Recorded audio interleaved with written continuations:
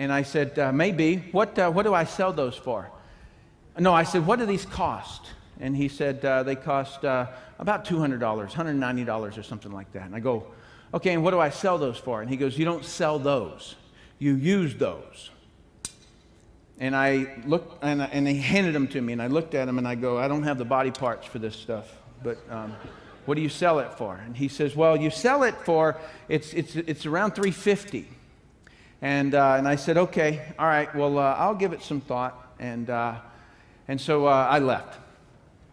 He called me back. He followed up, about 5 times or so. And then he says, he goes, is getting in the business a problem for you? And I said, yeah, it is. And he said, he goes, I figured out a way that I can get this to you for free. And I said, okay. And so I drove an hour and a half to his house. That's my second primary communication to you. When somebody's in the right time in their life, they'll drive. They'll come there, okay? Rick followed up. That's the other thing you needed to pick up on. All right, so he sat down. I sit down with him, and he goes through this, and he says, do you understand network marketing? I said, I do. And he said, he goes, have you ever seen it before? I said, no, not the way you're saying it. My history was I was working with a drug enforcement agency while I was in the EOD, Explosive Ordnance Disposal. So while I'm in the bomb squad, they come to me and they say, we've got a problem. The DEA comes to me and they say, we got a problem. All of the drug guys are putting drugs inside of refrigerators.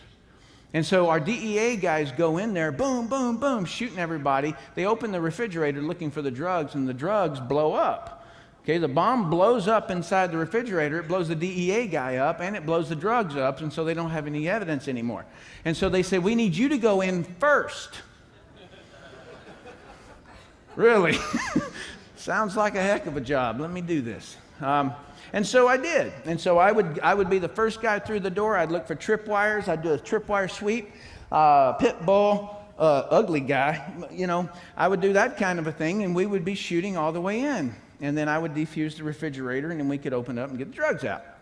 So while I was working undercover with the DEA, there were some things that I figured out. Where is the billboard that says, buy your cocaine here? None. So it's all by word of mouth, right? So if you were to add up the entire pharmaceutical industry, all the drugs in the world, legal drugs, and you were to add up all the oil in the world, it does not equal what the illegal drug industry does every year, and they never advertise. So when I heard of this by word of mouth, I'm like, makes sense to me. I thought Amway was a train. So Amway, Amtrak, I did not know the difference, so I was kind of in that ignorance, well, still am in some things, but kind of in that stage where I didn't really understand it. But I knew by word of mouth worked. Okay, that's what I knew. And so when I got all done, I said to Rick, Rick, okay, I'm going to do this. And he said, he goes, great. He says, do you have a credit card?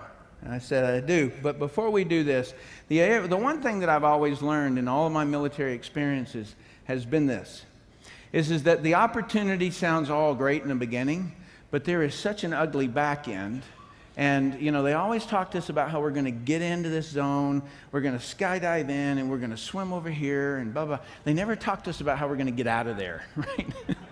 And so I'm like, who does these ops? Who plans these things? And so from then on, I would always, when I would plan my op, I would plan, how do I get in and how do I get out? And so I said, Rick, I'll do this, but you're going to have to tell me something, man. I need to know everything. Everything. Now, you got to understand, I was sitting there talking to him about a skincare company. I'm sitting in his living room. I'm dressed like a tree. Okay? That's my work. I'm sitting there and I'm looking at him, right? And I said, you need to tell me everything that happens in this industry. All the good and all the bad. And if you leave anything out, I will take you out. I'm not kidding you. Rick today will tell you that's exactly what I said. I'll take you out. And I meant it. Does everybody now understand when that phrase was, he don't talk much? Do you understand why? Because I just had a different attitude. People, life, meanings didn't have the same that it does today. And so that's what I said. He was obviously uncomfortable with what I just said. He babbled around a little bit, and he said, he began to talk. He began to say a couple of things. Here's what he said. He said, Tim, one of the problems you're going to have is rejection. That's a problem in it. And I said, tell me about this rejection. And he said, well, Tim, what happens is that you're going to expose the business to somebody and they're going to tell you no.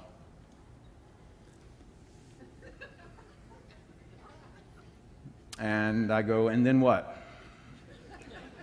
And he says, well, then you have to find somebody else. Okay? What else? And he said, the next thing that can happen to you is that people will deceive you. I said, deceive me. He said, yeah, how? And he goes, they won't show up. They'll tell you they're going to meet with you, and then they don't actually show up. And then what happens? And he goes, well, then you have to find somebody else. Okay? All right, good. What's next? And he says, attrition. I said, tell me about that one. And he says, people will say they're going to do something, and then they'll quit. They'll quit. I said, yeah. He goes, and I go, then what? And he said, well, you find somebody else. And is there anything else? And he said, yeah, you'll be disrespected. Disrespected. And I said, what happens there? And he says, well, people who don't know the industry will say that you're in a pyramid scheme, that you're in a scam, and they'll make fun of you. Make fun of me. And then what happens? And he goes, well, you find somebody else. And I said, this is a joke, right? This is a joke. And he said, no, this is exactly it. And I go, is that it? And he says, as far as I can remember, I go, no, that doesn't work for me. Is that it? Because I'd already told him I'd take him out, right? And he goes, that's all I can think of. And I said, no, I'm not asking you for a disclaimer. I want to know, is that it? And he said, yes, that's it. And I was like, you mean to tell me this? Let me just get this straight. That people make more money in a month than I make in a year, easy. And in every single problem, the solution is always the same. Just go get somebody else.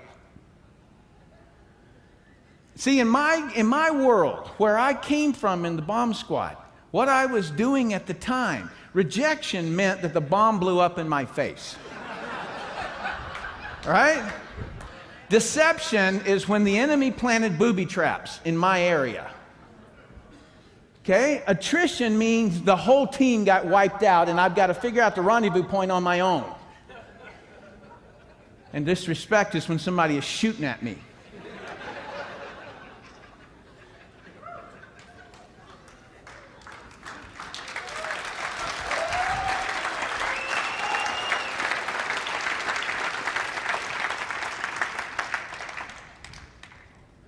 I had been in the business for about 2 months. I sponsored somebody in, and she came in. She was all frazzled. She had this folder in her hand. She had papers coming out of it and all kinds of things. She was a real estate agent, and she was sitting down in front of me, and she goes, "Whew, this business is so hard." I said, "Hard? Really?"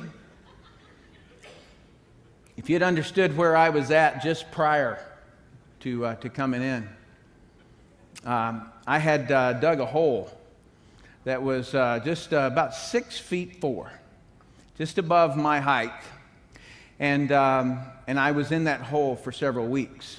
We were doing recon.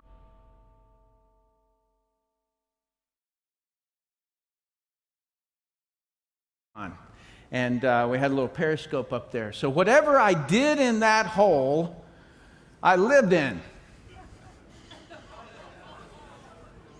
Does anybody get the picture? It was a vegetarian diet I was on, fortunately, but nonetheless, it was not a pretty sight.